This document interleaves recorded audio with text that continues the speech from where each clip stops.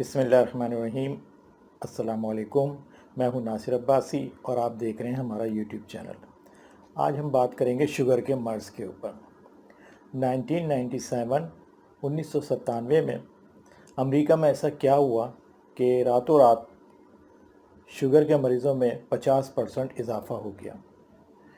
ایسا بالکل نہیں ہوا کہ انہوں نے میٹھا کھا کھا کر اپنے آپ کو شوگر کا مریض بنا لیا، بلکہ امریکی شوگر ایسوسی ایشن ADA نے ذیابیطس کے مریض کی نئی تعریف متعارف کرائی، جس کے نتیجے میں وہ لاکھوں جو پہلے ذیابیطس کے مریضوں میں شمار نہیں ہوتے تھے اب وہ مریض قرار پائے اور اسپتالوں کے چکر لگانے پر مجبور ہو گئے۔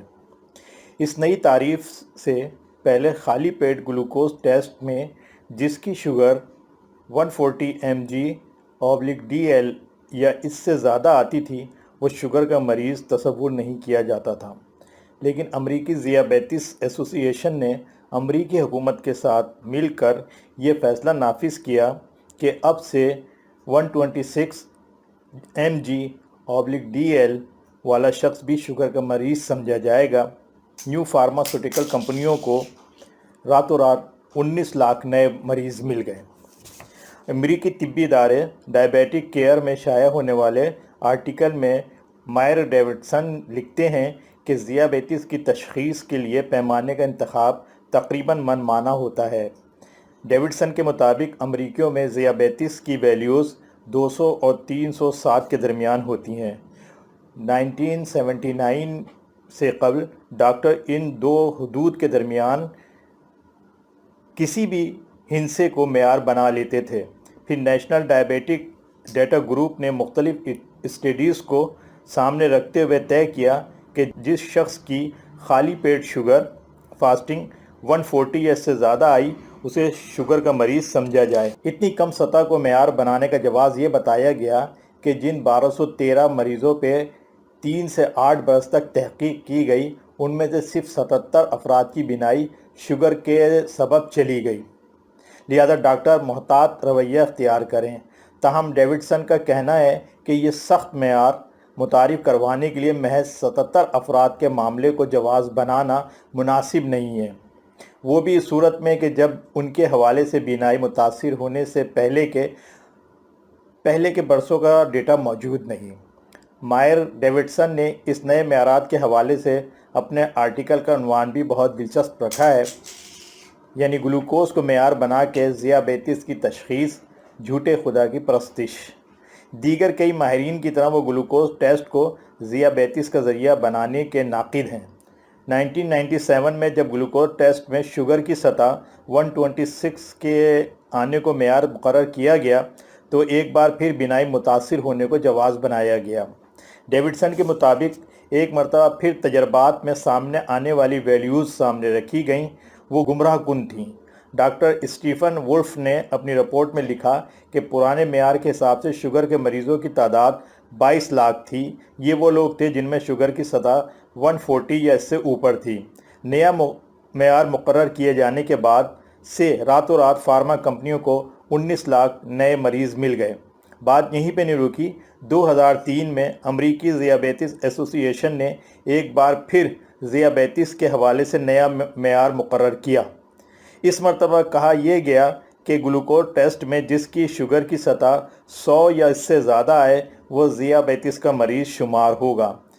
اس کے نتیجے میں مزید لاکھوں افراد ذیابیطس کے مریض قرار پائے۔ ایک اندازے کے مطابق اگر گلوکوز کی سطح 200 یا اس سے زائد کو معیار بنایا جائے تو ذیابیطس کے مریضوں میں 42 کروڑ کی کمی ہو جائے گی، یعنی 42 کروڑ افراد محض اس لیے ذیابیطس کے مریض قرار پاتے ہیں کہ وہ ان نئے معیارات کی زد میں آ رہے ہیں۔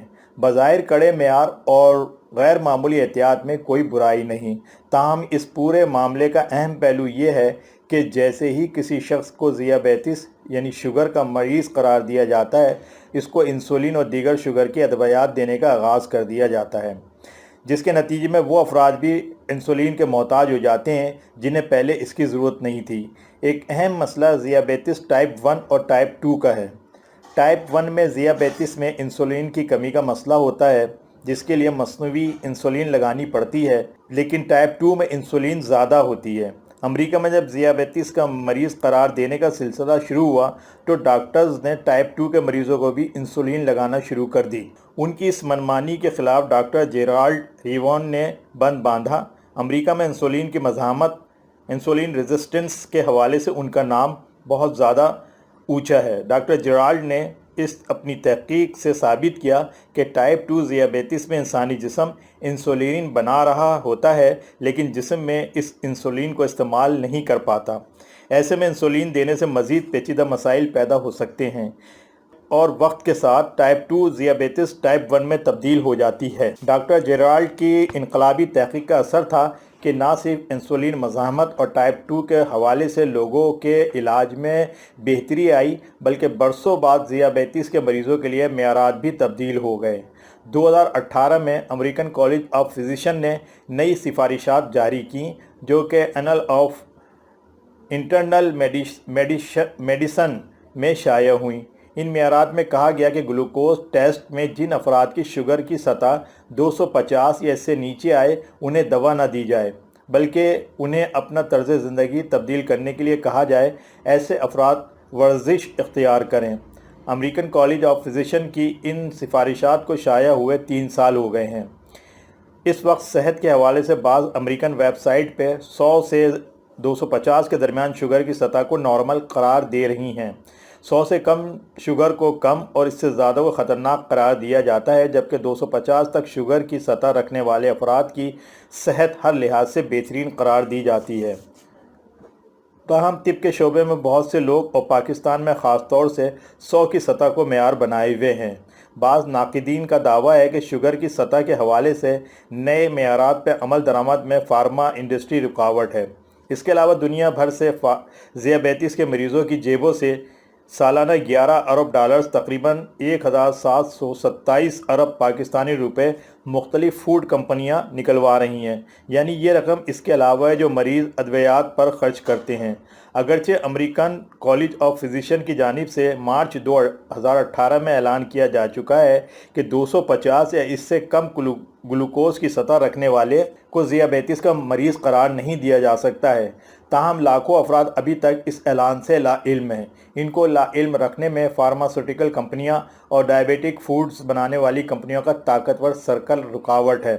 ذیابیطس کے مریضوں کی خاصی بڑی تعداد مخصوص غذائی اشیاء استعمال کرتی ہے جنہیں ڈائبیٹک فوڈز کہا جاتا ہے، جن میں نام نہاد sugar free ice cream, dairy مصنوعات، sugar free biscuit, sugar free cold drinks, sugar free مٹھائیاں اور مختلف میٹھی کرنے والی اشیاء جیسے کینڈرل اور سکرال وغیرہ شامل ہیں۔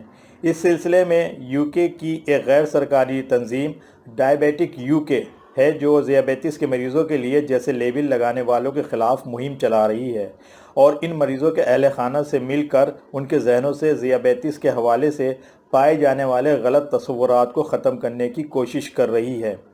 ذیابیطس کے مریضوں کے لیے خصوصی طور پہ تیار کی گئی ایسی اشیاء کا ایک بڑا نقصان یہ ہے کہ یہ عام خوراک سے زیادہ مہنگی ہوتی ہیں۔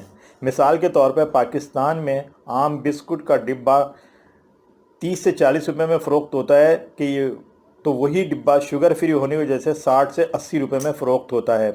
اشتہار بازی کے سبب ان کی فروخت کا دائرہ بھی بڑھ رہا ہے۔ 2020 میں اس کی آمدنی کا دائرہ 11 ارب ڈالرز تک پہنچ چکا ہے جبکہ 2024 تک اس کا حجم 14 ارب ڈالر پہنچنے کا امکان ہے۔